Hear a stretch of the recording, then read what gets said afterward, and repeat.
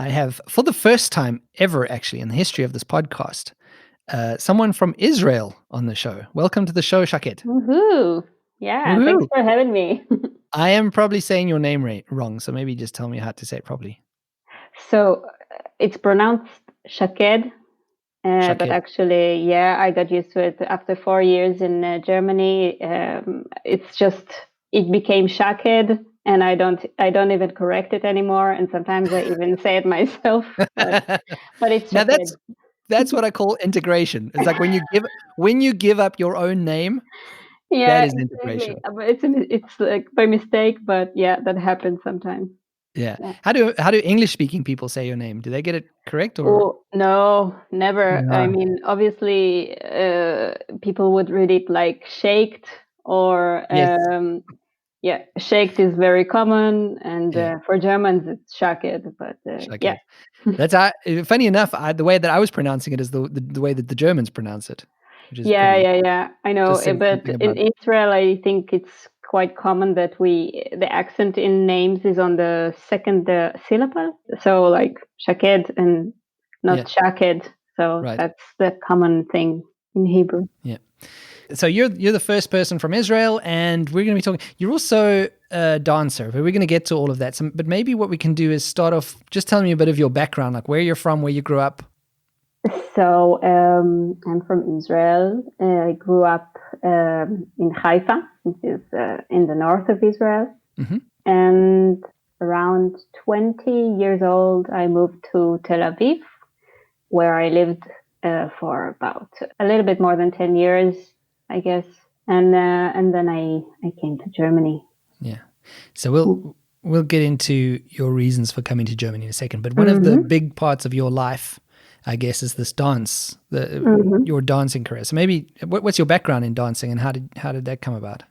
I think I started dancing like a lot of little girls do as when I was around maybe 5 or 6. I think I started when I was picked up by sort of like a talent hunter of Oh, sorts in my okay. kindergarten, actually. Really? So you were like talent scouted. Sort of. That's very I exciting. That's guess very cool. I could do the split or something. I'm not sure, but yeah. This lady came to the kindergarten and she gave us like a little class, and I was super enthusiastic. And afterwards, I guess she contacted my parents and she said you should bring that girl to a dance class. Yeah, she's got talent. Uh, and then yeah, I started from there. It was more like gymnastics and ballet, Mm-hmm. and with time, I went into like a little bit of Israeli folk dance. Mm-hmm. And when I was 12, I went to High School of Arts. So for 6 years, I was dancing in the middle school and High School of Arts in a dance department. So I Right. was really like going profi, like you say in Yeah. Germany. Yeah. Going pro. Yeah, you have been here a long time, haven't you? Oh my god. I already feel like German words come to my mouth as I I speak. know. I know the feeling. I'm gonna try to hold them back though. Um, so yeah, and then it was a 6 year school, and then afterwards I had another 2 years of like professional dance program, and then I started working as a professional dancer and choreographer. Okay. Yeah. The reason I asked about when you were 5 is we're taking our 4-year-old to ballet lessons Mm-hmm. every week. Yeah. But it's literally we have to drag her there. She Oh, hates it. look, I have only like my memories from dance classes when I was that age were like I remember that my grandmother used to take me there after Yeah. school Yeah. and or kindergarten school, and I remember I always like prayed that she would get like flat tire and she couldn't take me. I really hated ballet. I love to perform in the end of the year, and that's the thing I was really looking forward to. Right. But the practice I hated, and I always wished it would be canceled and I could just stay home or do something else. So that's quite interesting. That gives me a bit of hope in some ways that maybe there's a ballet career or a dancing career in the future for my Oh, daughter. I wouldn't recommend it. That's a hard life. Are you sure you want to? Yeah, I'm sure it is. So tell me, when you say that's a hard life, because you went to a school of arts, you were Yeah. dancing all the time, so that must have been pretty intense. Were you doing this because you have or you had a love for dance, or was it just kind of something that you ended up doing? Um, that's like the $1 million question, which Mm-hmm. I'm asking Mm-hmm. myself today as a grown-up person. But Okay. I would say that yeah, I really enjoyed dancing, at least as a child for sure. And at some point, it became also something I was really ambitious about. Like around 13, I started to really like be certain that this is my dream, this is my goal in life. I know where I'm going with this, and I know I'm good enough to do it. And it Right. became my life, and I never ever doubted this. So yeah. So you said how long were you in Tel Aviv for? About 10 years. 10 Yeah. years, and there you Yeah. were already pursuing your dancing career. Right. So I was working as a freelancer, as a dancer and a choreographer and as a dance teacher. So I was kind of like based in Tel Aviv doing projects, and I was working quite internationally at the time. So doing projects in different places around the world, and Mm-hmm. it was kind of, yeah, it was exciting and difficult. Difficult because of the amount of work that you had going on. Yes, it's. I mean, it's a very unstable life. Right. To anyway, being a freelancer generally is unstable, but in the arts might be even more like you never really know what's the next job's going to be, if there's Mm-hmm. going to be one, and you never earn really like a lot of money with dance.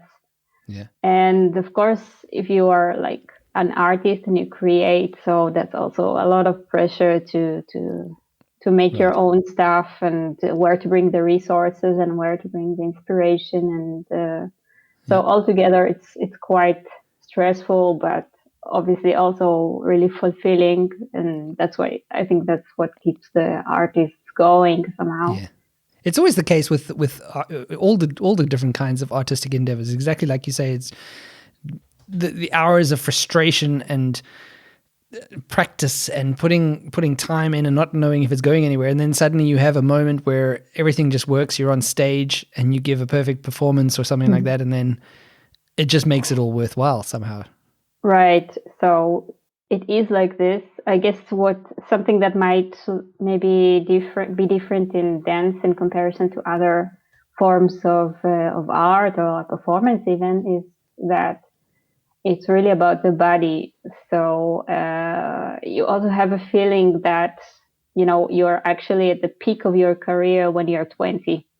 and from there, I mean, you can stretch it to your 30s. You can really stretch it if you want to your 40s, but most people don't really continue to perform in these Mm. ages. So you Mm. always have a feeling like it's now or I never. have to do it Uh, now. yeah, you have to do it God, now, and that's you just have an to kind extra of think stress. about. You have to think about your future also. Like you have to do this now. You have to invest your 100% at this moment, but you also have to think about what's going to happen in the next 6, 7, 8 years. Like it's not going Yeah. to be like this forever. Right. So let's get to your Germany experience now. What was the deciding factor that brought you from Tel Aviv, where you were obviously fairly established, you had some kind of career going on, and to move then to Germany? So, as I said, I was from the middle of my 20s, I was concerned about what will be the next step for me in my career. And after doing this big project in India that I kind of initiated and managed, and it was really beautiful and exciting. suddenly I realized that being a manager or a producer of dance is something that I really enjoy and I think I'm also good at. And I said, well, that's a really interesting direction for my future. Like that would be something that I think I could do.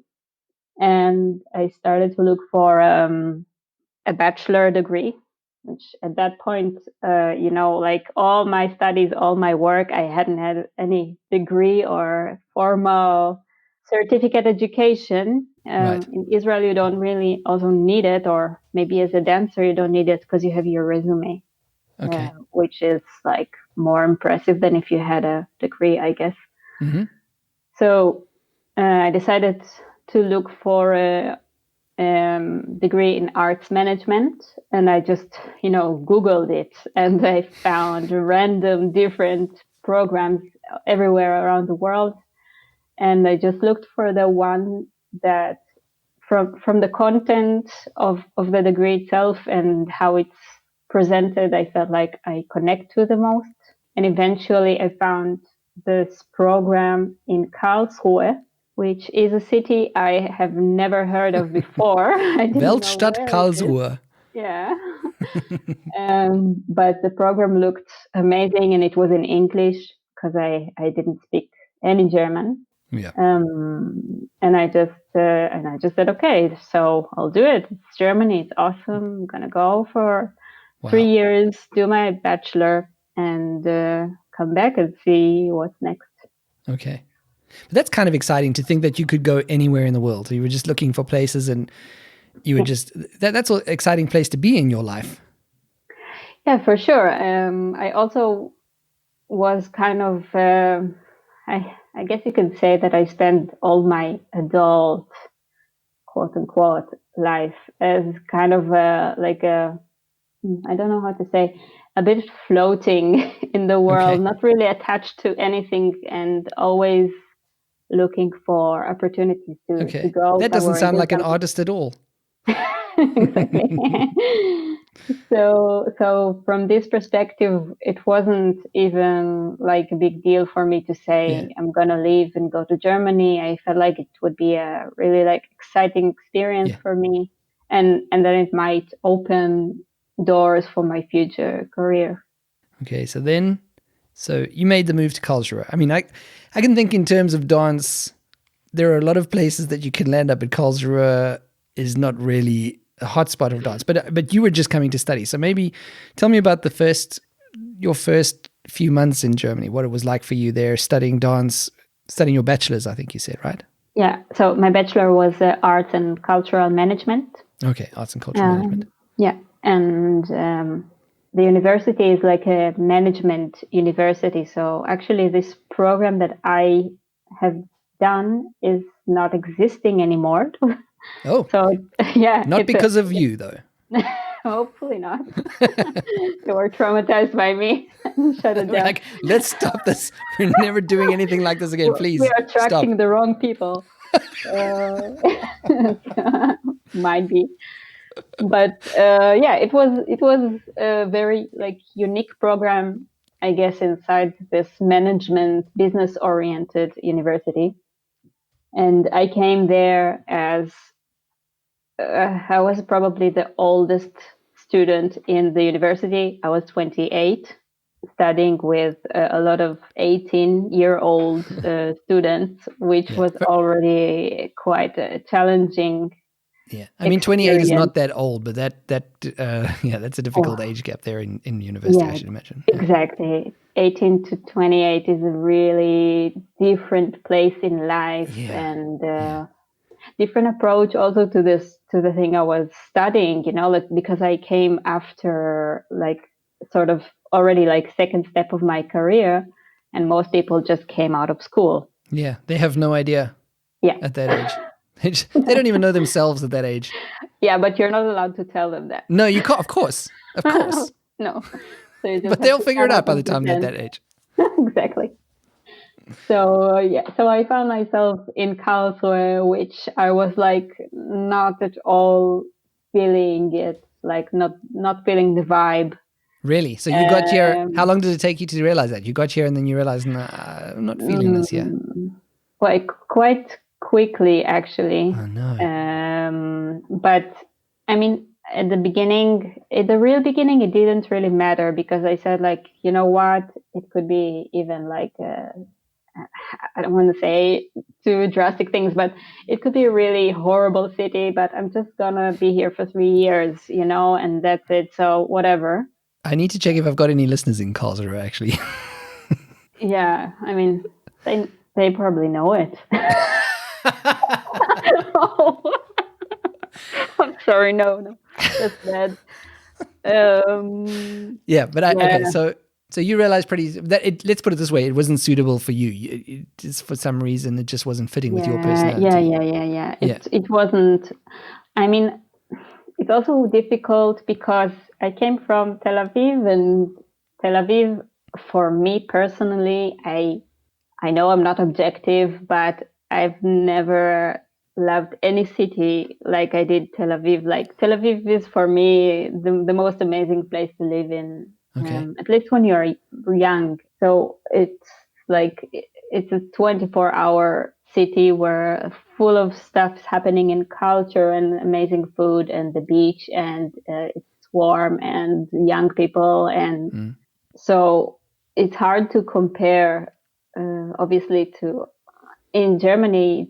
It could maybe be compared to like the bigger cities. I mean, to Berlin probably, and Yeah. maybe to Hamburg, but it cannot be compared to other normal cities Yeah. in Germany. Because Karlsruhe is not exactly an international center of Yeah, Germany or anything like that. It's just a and no, German city. Just a German city, right? exactly. Yeah. And this was a misunderstanding for me that later I actually understood that, coming to Germany, I had this image of Berlin where I Yeah. already visited maybe 3 or 4 times before, and I knew Berlin.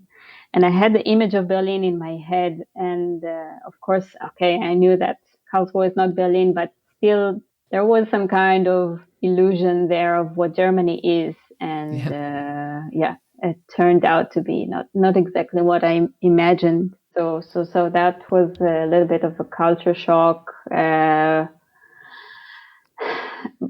And obviously there's a lot of challenges in moving, but I guess it was a little bit more smooth for me because I came for studies. So I knew where I'm going. I had a structure where I would go every day, and I had some kind of schedule, so it held me together. So maybe that made it a little bit easier in the beginning to come. Yeah. How long have you been in Germany now? So now 4.5 years. 4.5 years. So, Yep. so you're obviously finished with your studies now, but Yeah. you're still here. So I'm guessing there's a reason for that. Since it Yeah. seems you're not that impressed with Karlsruhe itself. Right. So yeah, during the studies, I mean, it was also ups and downs. Like I said in the beginning, it was quite easy, and after half a year, I had a crisis where I wanted to quit and leave. Yeah. That I was like going through extreme loneliness, Yeah. in Karlsruhe. Like, I didn't have any friends at all from my studies. And I was feeling super lonely and depressed and not connected to the studies anymore. And I wanted to quit. And then I met, who today is my husband, Andy, who is from a small village in the area near Karlsruhe. And I met him through Tinder. Oh, hello. Yes, yes. Tinder, it does work for romance. I did that, and I met him. We started like dating, and everything turned out brighter. The world just seemed like a bit better, and suddenly, I had some kind of connection to the place also through him. When he started to kind of introduce me slowly to the culture and to the place.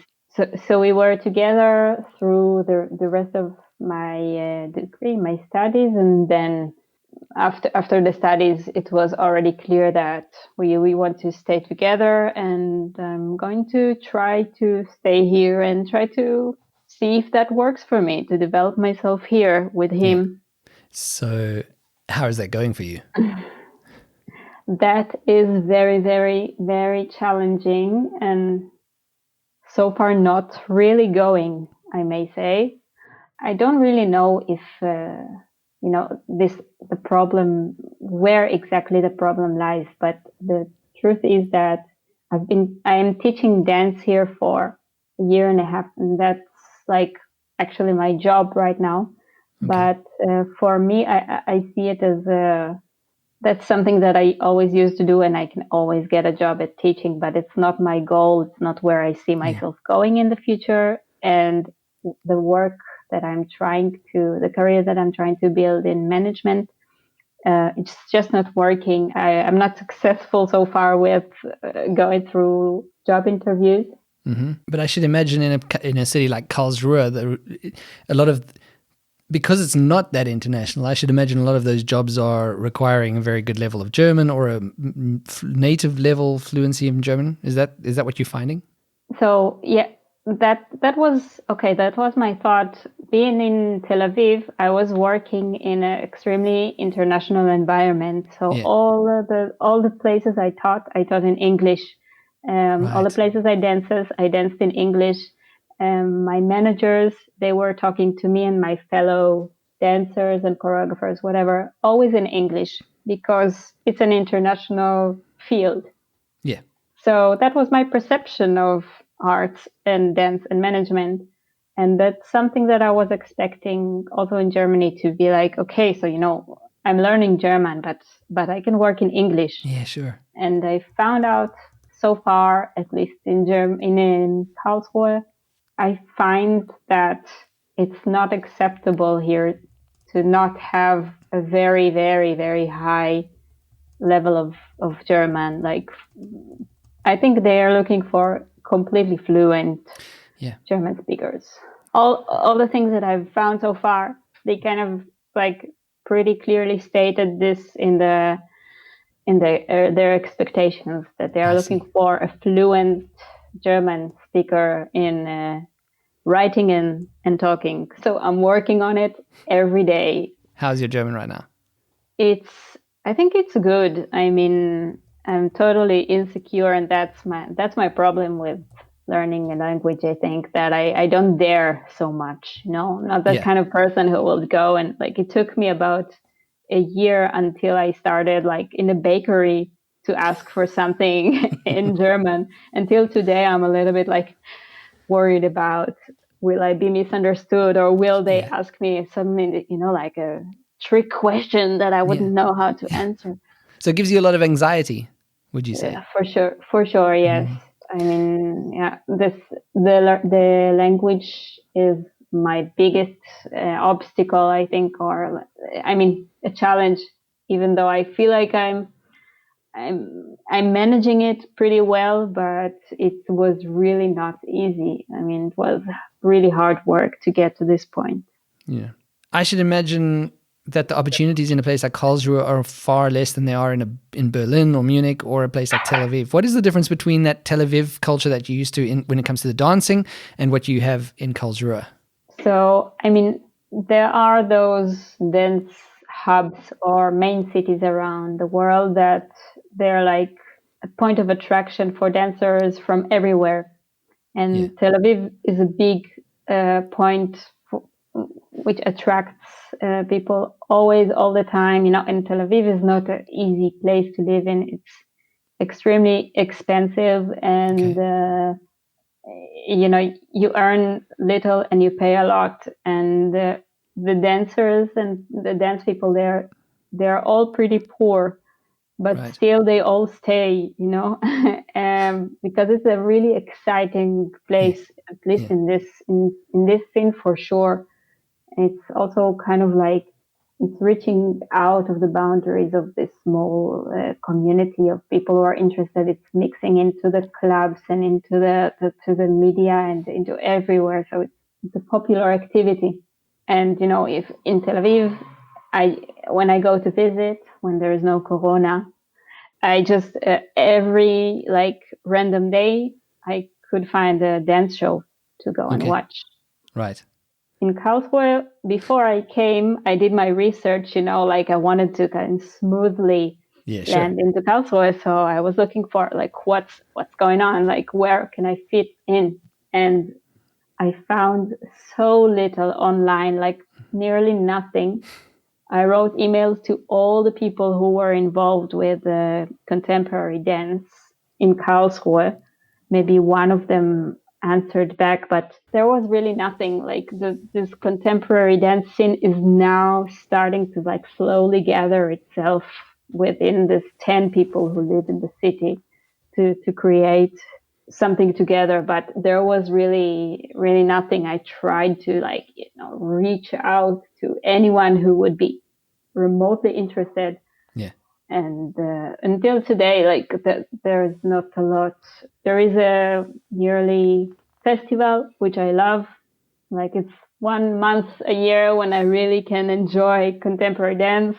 Some Right. of it comes from Israel, like my friends, then I visit them and I meet them, but and other than this, not much.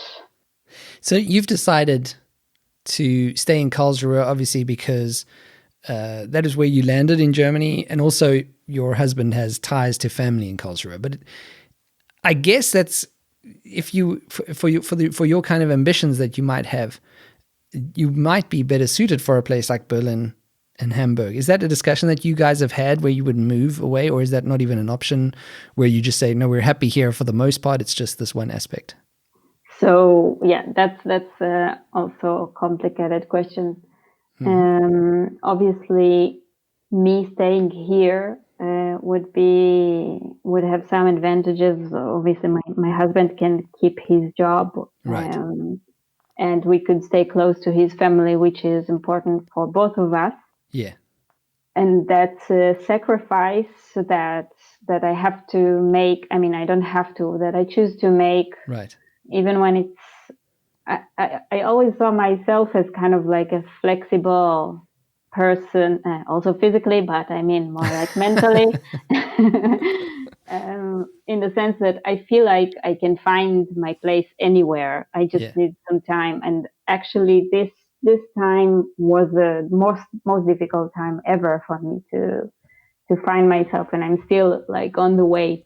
But I know that I can find my place here, but it will take a long time, and I'm just kind of like in this point in my life, in my age, and how everything kind of clicks together. My priorities are to have this stability right now, to allow my husband to keep his job, to be there with Yeah. him, to be with the family, and to try to build myself around it somehow.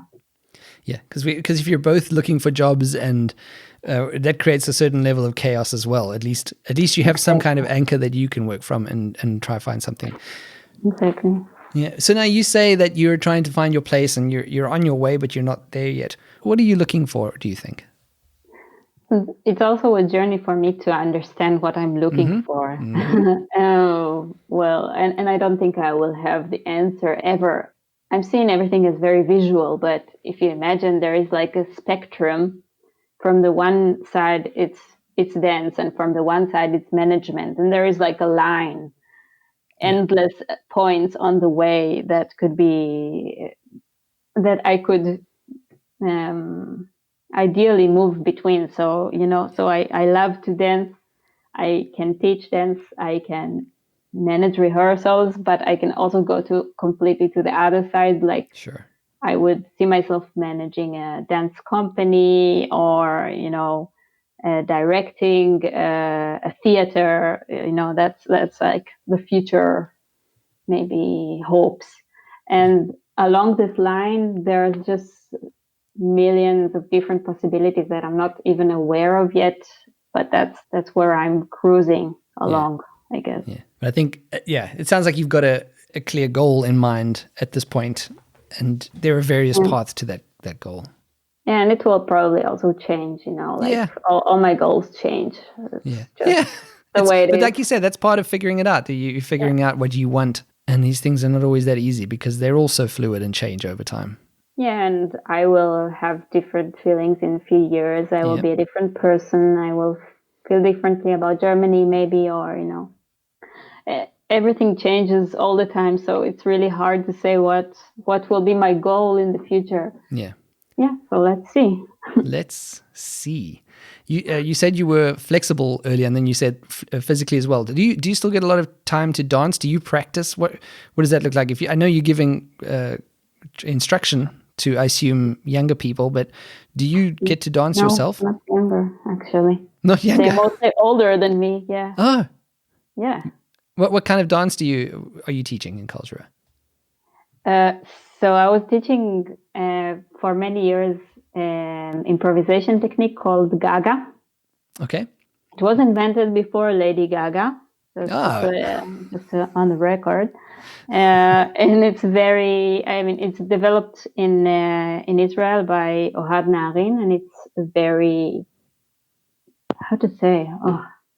it's a very popular technique for professional dancers everywhere around the world. And I also teach it to people. It's improvisation, so it could be actually for anyone at any age with any experience. And today I teach Gimo, which is like a branch inspired by Gaga and have some mindfulness meditation elements in it. And that's what I teach now. And actually the group that I teach is mostly like older than 30.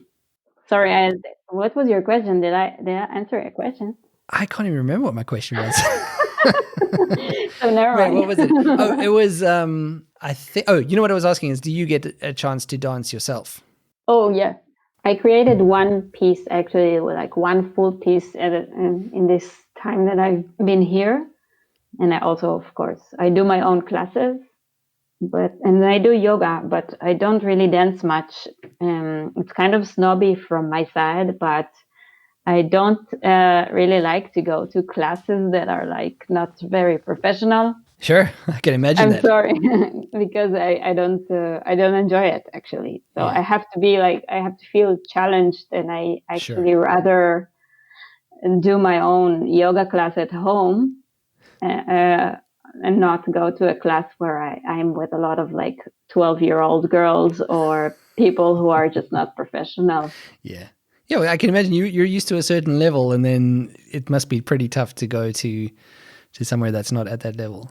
Yeah, I know it would not be maybe seen in a positive way from a lot of people in my industry, but that's just the way I am. I get bored and I get angry if I'm not challenged. So yeah, I just don't do it.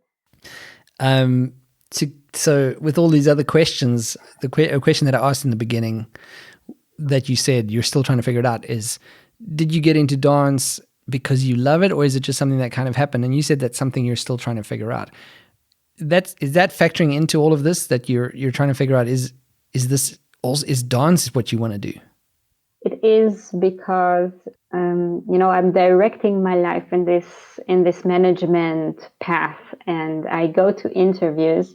But it already happened one time that I got to an interview, a really great, amazing job, and the person who was interviewing me was a manager of a big theater, and he was looking at my resume, and he was saying like, I just don't get. I look at your resume. You are a performer. You are an artist. Are you willing to give it all up now and just work here in the office?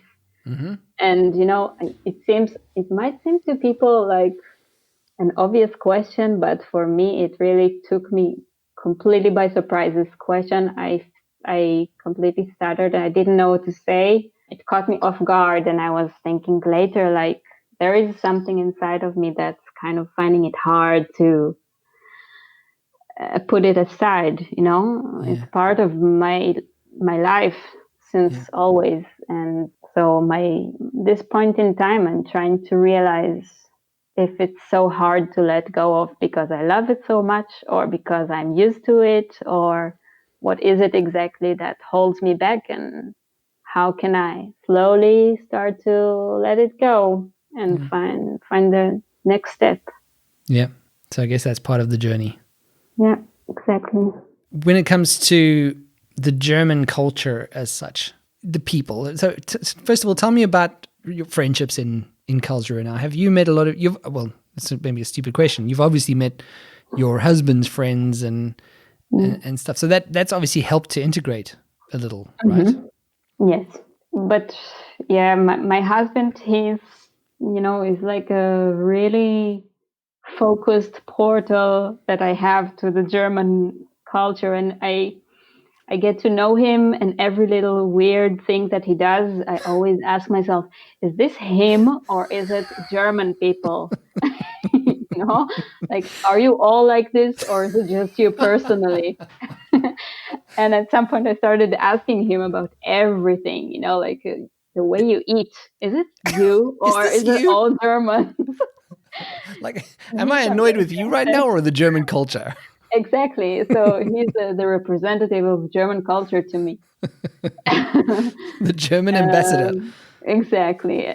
But he comes from a small village, a very, very small village. So he's like a village boy of South Germany. Yeah. Imagine that. You know what it means. Yeah, I do.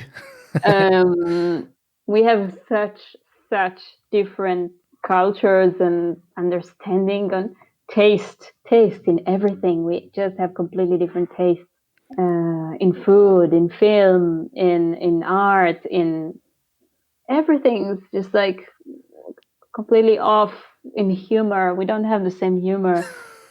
Sounds completely like how can we ever have a relationship? But That's probably why it works. yeah, I guess. But yeah, I sometimes struggle to say what is the German thing and what is just Andy. But yeah, that's the way I learned through him. Right. And I think one of the things when we had a preparation discussion a few weeks ago, and one of the things that you mentioned to me was, I think I asked about the directness of the Germans, and you said that actually Israelis are pretty direct and possibly even more direct than the Germans, is what you told me. Yeah. So I did say that, and I was thinking about it a lot because I was thinking like I would have liked to give an example for it, Yeah. and I have like minor ones, but I I struggle a little bit to like really explain to myself what directness means. Yeah.